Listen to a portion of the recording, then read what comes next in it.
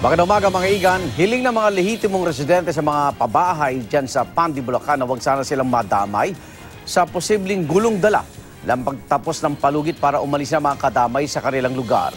Ito'y lalo na't handa raw ang kadamay na umabot sa dahas ang sitwasyon kung mapipilitan. At mula sa Pandi, Bulacan, narito unang balita live ni Victoria Tulad. Victoria.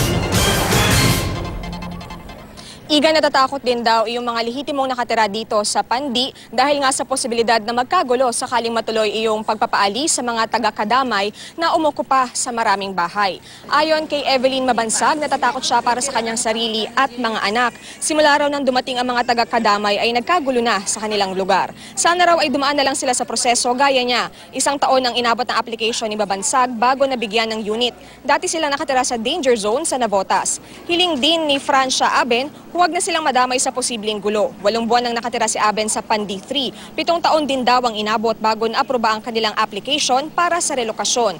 Dati sila nakatira sa tabi ng Riles sa Caloocan. Pero paglilinaw ni Aben, hindi sila galit sa mga taga-kadamay. Nais nga rin daw nila na magkaroon ng bahay ang mga miyembro ng grupo dahil batid nila ang hirap na walang maayos na tirahan. Gaya ni na Mabansag at Aben, marami pang ibang lehitimong residente ang panay ang pagmamasid sa mga taga-kadamay na nagtayo na ng mga barikada.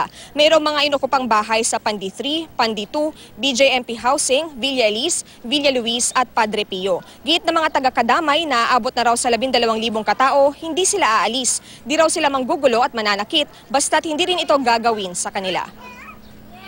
Natatense din kami, mga legal dito. Natatakot din kami kasi baka madamay kami. Ano na lang kami handa ng maayos. Ay, sasara yung pinto, sabi nga ng NHA. Para hindi raw baka raw pumasok dito, magtago. Igan, sa ngayon ay maayos pa naman ang sitwasyon dito sa Pandi, maging iyong mga taga-kadamay ay hindi rin daw tiyak kung matutuloy nga ba yung pagpapaalis sa kanila dito ngayong araw. Igan? Maraming salamat, Victoria Tulad.